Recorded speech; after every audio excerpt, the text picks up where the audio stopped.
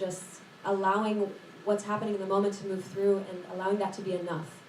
And so that's kind of a perfect segue actually into what we're here doing today, because we are artists and we've earned that title.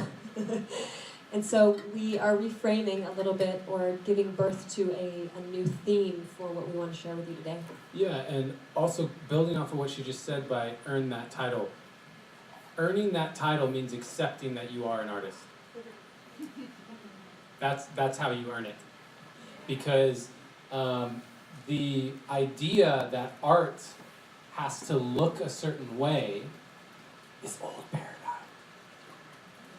Artistry, to me, is in acknowledging that you can create from nothing. You can create, and to go a little bit deeper, not even from nothing, you can create from source. You can create from an energy by looking at a blank canvas, and that blank canvas may actually be a blank canvas, it may be a blank page, it may be a computer screen, it may be an instrument, it may be the fact that no one's telling you what to think right now. Your mind is a blank canvas, and every word that you speak is your creation. That makes you an artist. And the moment that you accept that and you embrace that, you can step into sacred artistry, which is the willingness to get out of the way and be a vessel for those frequencies to come through you.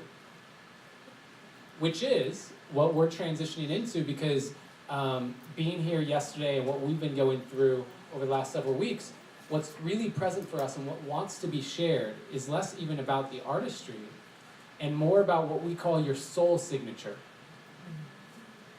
And so today we're going to talk a little bit about embodying your soul signature. Because as the frequencies that you tune into, as a radio station that you are, as a transmitter, both putting out frequency and receiving frequency, you're tuning yourself constantly with your emotional state, with your thoughts, with your limiting beliefs and your doubts. You're tuning yourself to frequencies that you then receive, and they filter through the unique code and then go out into the world. And so that unique code, that soul signature, is unique to you, and because creation is perfection, we keep talking about this utopia, we keep talking about this ideal world where everything's sustainable and regenerative and everyone's getting along and there's no war. And how do we create that? Well, we look to nature. Nature is perfect in its ability to find balance. And so if everyone looks at themselves as an organism of the whole, with a unique code, and if everyone was owning and embodying and embracing that unique code, we would find that perfect balance. We don't have to look outside of ourselves. We look internally as, what is our soul signature? What is the frequency that we get to embody so that together we can complete this perfect puzzle?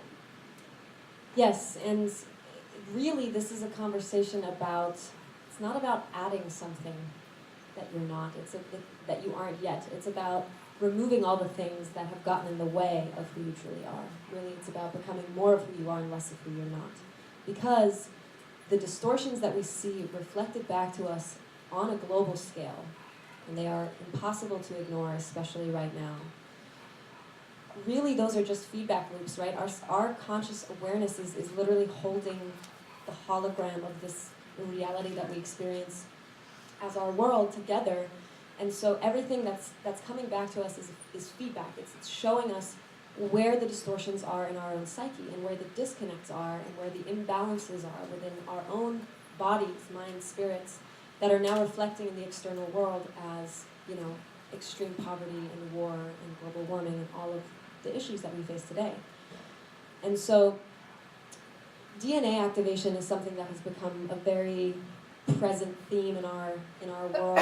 It's actually a process that we've been undergoing, and so really who's familiar with DNA activation? Yes. Okay, and who's just heard the term? Okay. Awesome.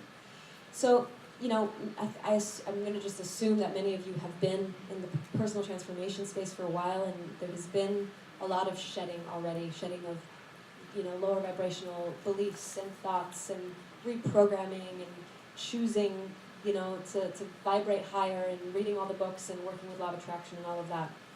And at some point, you know, you'll get more into the cellular memory, so the actual vibrational frequencies that are stored in the very fibers of your body, and that's where we store a lot of the trauma, which might not even be from this lifetime, it could be from many lifetimes. And so as we continue to shed and release essentially these lower density vibrational imprints that are continuing to create these distorted feedback loops, we become lighter, and our overall frequency begins to raise. And so in that process, there comes a stage where the DNA really begins to start activating, meaning the dormant DNA, and the scientific community agrees, I'm not sure if this is still 100% accurate, but it's somewhere around like 98% of our DNA is considered junk DNA, meaning scientists have absolutely no idea what to do with it, what it does. It seems to just be inactive. And when we go back to the perfection of creation, I don't know anything in nature that's 98% inefficient. It just It doesn't make sense. It doesn't really make logical sense. And so as we go through the activating of the DNA, one, science doesn't even know how to observe it being activated, but we do, because so many of you, and this is an assumption, but I've seen it time and time again, are coming online with new perception, with new abilities, with new feelings. And how many of you have noticed like increased synchronicities and like being able to sort of like predict things that then happen? I mean, it's like every day I see 11:11. It's everywhere. The angel numbers are everywhere. I swear I held a crystal, and for the first time I just like felt something. I started crying. And all of this stuff has to do with a morphogenetic field, it's called, on Earth for the collective, that is elevating. And as it elevates, it becomes easier for us to entrain to the frequency that's now elevating, which is going to activate more of our DNA and create this cycle of elevating to whatever dimension, however many you believe there are. And so, you know, when you look at birth, right, when a child is born, so a child is moving from the womb space into this dimension, into this human experience, and that process actually isn't possible without a lot of contraction. There's contraction and release, and contraction and release, and contraction and release. And so, while it seems like everything is getting worse currently, it's actually a sign of that quickening of the intensity of the friction that allows for us to then finally just like pop into that new dimension, whether you want to call it fifth dimension or whatever that means to you. We are kind of in the midst of that birth canal. There's a tremendous amount of pressure that is really squeezing everything that's not in resonance with the new frequency out of our system. It's literally forcing us to shed. And it's a very auspicious time when you are willing and you are not resisting the process and you are choosing to walk the path and feel all the shit you didn't want to feel. Yeah, that's the path. And that's the way to your healing. We're totally ready for it as a collective. We Congratulations, we've elected our shadow. We have. So like, collectively, we're like, yeah, it's time to face off with our shadow. Let's put it in the most obvious position we possibly can, so we have to deal with it. Congratulations. Indeed. And so, going back to embodying our soul signature, I talked about the puzzle that creation is.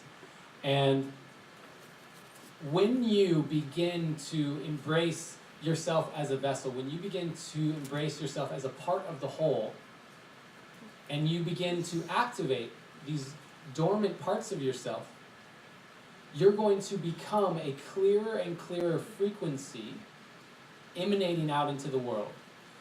If we look at it as a puzzle, you are now a puzzle piece that has some defined edges.